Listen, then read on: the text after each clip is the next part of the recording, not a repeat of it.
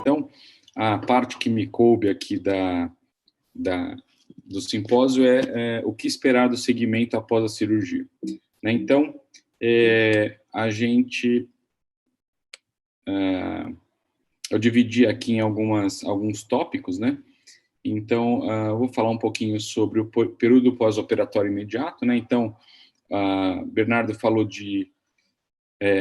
o simpósio até agora foi de quando indicar, como é a cirurgia e quando acaba a cirurgia, a partir daí, como que a gente vai proceder, né? Então, período pós-operatório imediato, primeiro retorno, o que acontece no primeiro retorno, como é a programação e os testes iniciais, o que a gente espera a médio e longo prazo, as trocas de gerador e complicações que a gente não espera, né? Então, às vezes, a gente pode ter complicações do procedimento que não são esperadas. Vou falar brevemente sobre cada um desses tópicos aqui. Então, terminou a cirurgia, aquilo que o Dr. Fábio estava comentando, como era a cirurgia, paciente acordado na primeira parte, e na segunda parte, que é no momento do implante no gerador, com anestesia geral. Então, o paciente pode ser ou encaminhado para UTI ou para enfermaria. Isso depende de alguns fatores. Até o próprio médico, né? Tem médicos que preferem mandar o paciente para UTI, tem alguns médicos que preferem que vá para a enfermaria. E alguns fatores inerentes ao próprio paciente, como doenças, comorbidades, né? Pacientes que têm um risco cardiológico grande ou algum outro risco potencial que mereça ser observado na UTI, a gente prefere que vá para lá, mas isso é uma questão que muitas vezes é ligado ao próprio médico, né? Então, nesses momentos seguintes, o paciente vai ou para o quarto ou para a UTI e vai fazer uma tomografia de controle ou no próprio dia ou no dia seguinte do procedimento. Para que serve essa tomografia? Então, a primeira e mais importante questão é ver se existe algum sinal de sangramento, né? Então, dentre as complicações possíveis do implante de eletrodos está o sangramento, né? Esse risco gira em torno de 1 a 5%, dependendo da série de estudos que for avaliado. Tem alguns núcleos, por exemplo, o núcleo globo pálido interno tem uma propensão um pouco maior de sangrar do que o núcleo subtalâmico, né? Então, essa tomografia inicial é para checar isso e para checar o posicionamento dos eletrodos, né? Então, a gente não vai ter uma definição final, porque ainda existe um pouco de ar por conta da cirurgia, mas a gente tem uma noção se os eletrodos ficaram bem posicionados ou não. O paciente, nesse momento, já vai retornar com todas as medicações que ele usava antes, né? Como foi falado anteriormente, as medicações são suspensas antes da cirurgia, né? Para a gente ter essa avaliação quando o paciente é operado acordado. E, na sequência, a gente retorna com todas as medicações que o paciente já usava.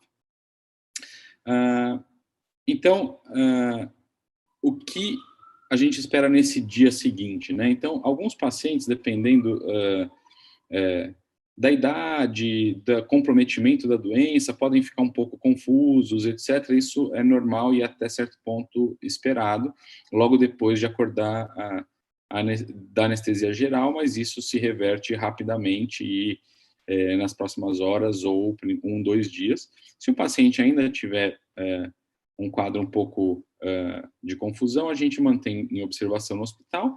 Se ele tiver completamente muito bem, a gente consegue dar alta, inclusive, no dia seguinte ou no segundo pós-operatório. Então, a gente pode dar essa alta no dia seguinte. Normalmente, completamos 24 horas do antibiótico, né? Então, contando a partir do momento que foi introduzido na cirurgia. E se o paciente estiver muito bem, ele pode ter alta para casa. Nesse momento, na maioria dos serviços, o gerador vai estar desligado, né? Então, tem alguns serviços que até optam por ligar nesse momento, mas é a minoria, né? Então, a maioria dos nossos colegas e na nossa equipe mesmo, a gente mantém o gerador desligado. Mas mesmo com ele desligado, na maioria dos pacientes, a gente vai observar uma melhora. Essa melhora a gente chama de efeito de inserção, ou seja, só o fato de colocar o eletrodo aqui perto dos núcleos vai dar uma pequena lesão no núcleo que vai gerar essa melhora. Essa melhora é temporária e dura, em geral, em torno de 1 a 2 semanas, que é o tempo que a gente espera para ligar efetivamente o gerador.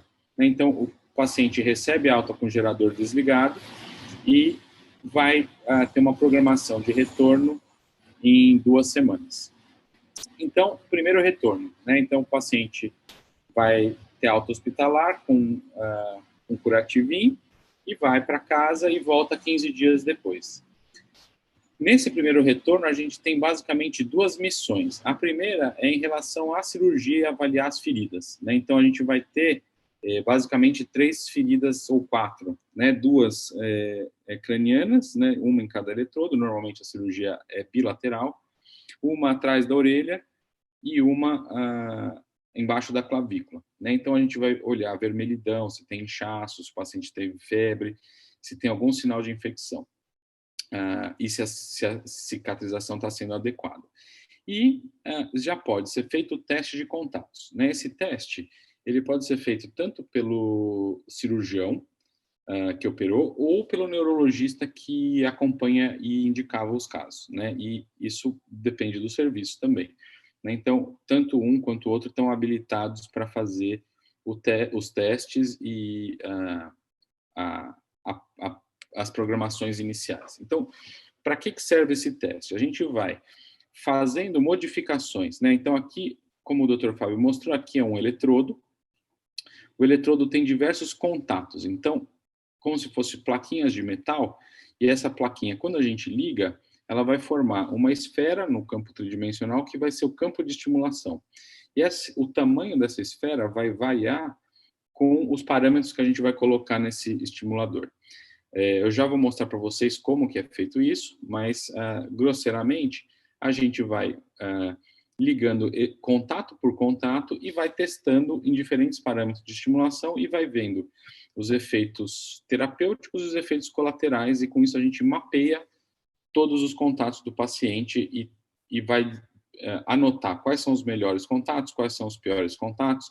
Contato tal dá um efeito colateral com tal amperagem, contato tal melhora o tremor, mas piora a fala, ou seja, esse mapeamento é feito nessa primeira consulta, né? A gente tem 3 parâmetros que a gente modifica. Um a gente chama de frequência, que é medida em hertz, outro é largura de pulso, que a gente mede em microsegundos, e a amplitude é um valor que a gente pode medir em miliamperes ou em volts, dependendo do aparelho. Cada teste depende do tipo de eletrodo que foi implantado. A gente tem diversos tipos, com diversas conformações de eletrodos. Existem eletrodos que a gente chama de direcionais, que são mais complexos, eletrodos com 8 contatos, ou seja, cada teste vai depender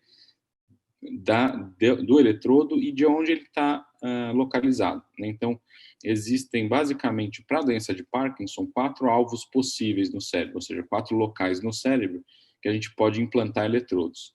Os mais frequentes são globo pálido interno e núcleo subtalâmico. Outro local que se pode utilizar é o núcleo ventral intermédio do tálamo, quando o Parkinson tem predominantemente ou praticamente só tremor, ou um outro núcleo ainda que é pouco explorado, que é o núcleo pedúnculo pontino, que foi um núcleo que ainda não está bem estabelecido e a gente não sabe ainda muito bem o papel dele, mas que pode ser usado para quando o paciente tem transtornos de marcha e de balanço axial, né? Então, dependendo de onde estiver, os efeitos colaterais são diferentes e o teste é diferente também. Como que se faz a medida, né? Então, o eletrodo, o gerador vai estar implantado debaixo da pele, aqui em cima da clavícula, que nem nesse bonequinho aqui, e existe um comunicador que vai se comunicar através de Bluetooth com um tablet, né? E é nesse tablet que a gente mexe e o paciente não sente dor, não sente absolutamente nada, a não ser os efeitos da estimulação, né? Em algum momento pode existir um desconforto, dependendo da intensidade, ou se ele vier a ter algum efeito colateral. Muitas vezes essa consulta inicial pode ser demorada e cansativa para o paciente, né? Então, se for muito cansativo, às vezes a gente interrompe e termina isso num segundo momento, né? Então, porque às vezes é muito detalhe, né? No final do teste aqui, mostrando mais um tablet aqui, mostrando as configurações dos eletrodos, o campo de estimulação, como ele se modifica bastante dependendo dos contatos que a gente liga. E é possível que o médico faça diferentes programas, né? Programa 1, 2 e 3, programa A e B, e peça para o paciente testar programa 1, 1 a 2 semanas, programa 2, e dizer qual ele se sentiu melhor, né? O próprio paciente vai ter um controle, né? Aqui é um exemplo de um controle que o paciente tem e que ele pode ajustar alguns parâmetros que a gente pode deixar para ele ajustar, como mudar, por exemplo, o programa, né? Pode aumentar um pouquinho, diminuir um pouquinho, desligar ou ligar, e pode modificar os programas. Então, o que a gente espera a médio prazo, né? Então, imaginamos que a cirurgia deu tudo certo, foi no primeiro retorno, não teve nenhum problema, fez os testes e a programação, e agora eu coloquei um aviãozinho de fundo, está na altitude de cruzeiro, ou seja, está com o gerador ligado na ótima programação. Então, a gente imagina que o paciente vai estabilizar com uma programação única, e o primeiro efeito que a gente imagina vai ser redução das medicações. Então, nos estudos, a maioria dos estudos mostra que para o DBS colocado no núcleo subtalâmico, a gente reduz em média até 50% das medicações que se usava no pré-operatório, né? Então, diminui pela metade as medicações. Isso vai acontecer a longo prazo e com auxílio do neurologista, né? Então, não é que no dia seguinte vai tirar metade e vai ficar tudo bem. Então, dependendo dos parâmetros, a medicação vai sendo reduzida. E, portanto, os efeitos colaterais que essas medicações e que o excesso delas causavam também reduzem significativamente. Então, também é um efeito esperado. Como a Clarice comentou, equilíbrio, fala e marcha, eles podem melhorar, mas eles podem melhorar secundariamente a melhora do quadro. Mas não são os objetivos primários da cirurgia, bem como sintomas não motores, ou seja, cognitivos e emocionais. O que eu quero dizer? Quero dizer que pode existir uma melhora, e essa melhora, na verdade, não é direta sobre o equilíbrio, a marcha e a fala, mas se essas alterações que o paciente tinha eram por conta de rigidez ou bradicinesia, como esses sintomas melhoram, isso também melhora. Mas pode existir uma situação em que o próprio núcleo, que é o núcleo pedúnculo pontino, que regula esses comportamentos, ele está degenerado, e aí o DBS não vai funcionar para isso, né? Então, não é um objetivo primário, mas pode acontecer. Então, os objetivos principais são a melhora desses sintomas cardinais que a gente fala, né? Então, tremor, rigidez, bradicinesia. As discinesias diminuem por conta da cirurgia. Então, aqui a gente vendo alguns estudos, né, para embasar o que a gente está falando. Então, a gente vê que após um ano de DBS no núcleo subtalâmico, esses scores para atividades diárias e motoras, a gente chama de UPDRS, a Clarice até citou, e tem a parte 3 e a parte que vê os scores motores, né?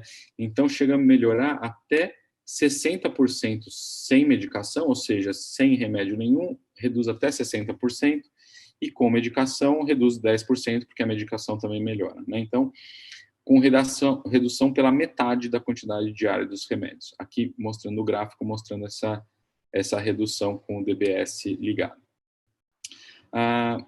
Então, a gente vê em outros, isso a curto prazo, então aquele trabalho mostrou isso em um ano, e tem trabalhos que mostram que a longo prazo ele ainda é efetivo, né? Esse trabalho publicado na Movement Disorders viu os pacientes mais de 8 anos depois, né? Então, o que eles viram que No primeiro ano teve uma redução maior, né? Diminuição de 61% no primeiro ano e de 39% de 8 a 15 anos depois, né?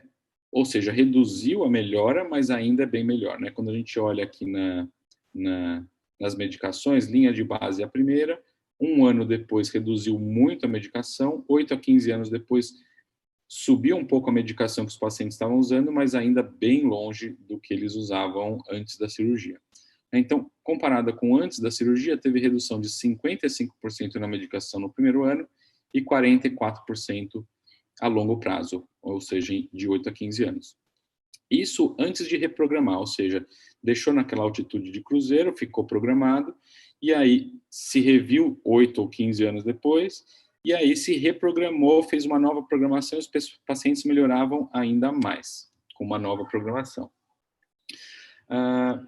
Em relação a outras esferas, né? Então, uma outra esfera que pode ser bem afetada é a esfera de humor, né? Então, teve essa meta-análise que analisou os efeitos no humor, né? A gente sabe que a própria doença de Parkinson tem efeito grande de cognitivo, de depressão, enfim, ansiedade, e eles mostraram que pode existir uma melhora pequena, moderada em relação à gravidade de depressão e ansiedade, pode existir uma pequena a moderada melhora nos níveis de energia, né? O paciente se sente mais disposto, não houve mudanças significativas nos sintomas de mania, pequeno aumento na gravidade de apatia, e aí a conclusão desse estudo que, de modo geral, o DBS é vantajoso em relação aos aspectos de humor, embora não seja uma vantagem super grande como é nos aspectos motores. Em relação a equilíbrio e postura, né? Então, é aquilo que a gente estava comentando antes, né? As melhoras que ocorrem secundariamente, né? Então, tanto o STN quanto o GPI, que são os dois alvos mais usados, tiveram impacto em alguns aspectos, mas não em todos, como, por exemplo, o freezing de marcha. O freezing é característico da degeneração do núcleo pedúnculo pontino, né? Então, nós fizemos um trabalho em conjunto com a Universidade de Rochester, no Reino Unido, em que a gente mostrou que existe degeneração do núcleo pedúnculo pontino que prevê as alterações de marcha e posturais, como o freezing, por exemplo, a longo prazo. Então, a gente sabe que existe uma alteração do núcleo pedúnculo pontino. Então, essas alterações de marchas que acontecem por conta de regulação mesmo do movimento, elas não melhoram com o DBS. O DBS do núcleo ventral intermédio pode melhorar alguns aspectos, por exemplo, de alinhamento postural, mas não a marcha, e esses DBS de núcleo pedúnculo pontino e de substância negra reticulada também ainda não são claros e ainda estão em investigação. Complicações não esperadas, ou seja, coisas que a gente nunca gostaria que acontecessem, mas que em alguns pacientes acontecem. Então, como é um implante, podem acontecer complicações relacionadas ao implante, né?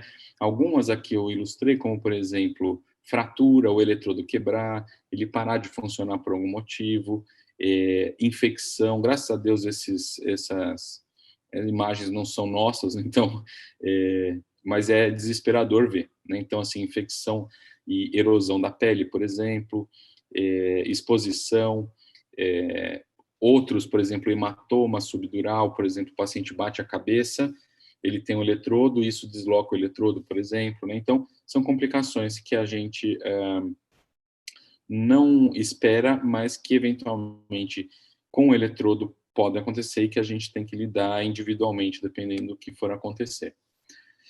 Trocas de gerador. A gente vai ter que trocar o gerador de tempos em tempos, né? É uma cirurgia simples, né? Mas ela tem que ser realizada. Então, de quanto em quanto tempo? O gerador pode ser recarregável, ou seja, ter que recarregá-lo semanalmente ou até mais, dependendo do nível de energia que o paciente esteja usando, ou não recarregável, que é você implanta e só troca depois de alguns anos. Os recarregáveis têm uma vida média maior, né, até 15 anos, enquanto os não recarregáveis têm uma vida média menor, entre 3 e 5 anos, dependendo da marca, dependendo do nível de energia que a gente usa. Então, esses parâmetros usados afetam o tempo de bateria, né? Ou seja, como o celular, se você está usando o Waze e o WhatsApp tudo ligado, ele acaba a bateria mais rápido. Aqui é a mesma coisa. Então, se a frequência é alta, com uma amplitude alta, com uma largura de pulso alta, a bateria acaba mais rápido. O núcleo que está implantado também faz diferença. Por exemplo, o globo pálido interno é um núcleo maior e algumas doenças também fazem diferenças. Por exemplo, em distonia, a gente usa amplitudes maiores, energias maiores e, portanto, as baterias costumam acabar mais rápido. O procedimento é bem simples, né? A gente reabre a incisão, tira a bateria, desconecta o fio antigo, conecta o fio novo e fecha novamente a incisão. Né? Às vezes a gente pode até fazer com anestesia local e dá até inclusive para dar alta no mesmo dia, mantendo a antibiótico-terapia. Né? Então, concluindo, o que a gente deve esperar na cirurgia, no segmento da cirurgia pós-DBS para a doença de Parkinson? Então, a primeira coisa é melhora dos sintomas motores cardinais da doença de Parkinson. Alguma melhora dos sintomas não motores, né, que é o que a gente estava comentando, uma melhora pequena, moderada de alguns sintomas não motores, uma redução da medicação em até 50% na média, melhora, portanto, dos sintomas relacionados a esse uso excessivo de medicação que acontecia antes, melhora da qualidade de vida, a gente tem, via de regra, que fazer ajustes periódicos da estimulação. Então, por mais que o paciente esteja bem, eventualmente a gente tem que ajustar e mudar programas, etc. E existe uma troca programada de geradores que deve acontecer de tempos em tempos. Né? A gente, como a Clarice bem frisou, os aspectos que a gente espera que melhora são os que melhoram com o teste de levodopa. Né? Então, é um bom marcador para a gente saber o que esperar. Então, se melhorou com o teste, possivelmente vai melhorar também com a cirurgia, e isso se mantém a longo prazo, muito embora perca um pouco do efeito inicial, mas é uma boa melhora que melhora bastante a qualidade de vida. Bom, acho que resumidamente é isso. Se vocês, aqui o grupo nosso, que tem muito prazer em trabalhar e estar junto aí diariamente trabalhando, e obrigado aí pelo convite. Se tiverem alguma dúvida, eu estou à disposição.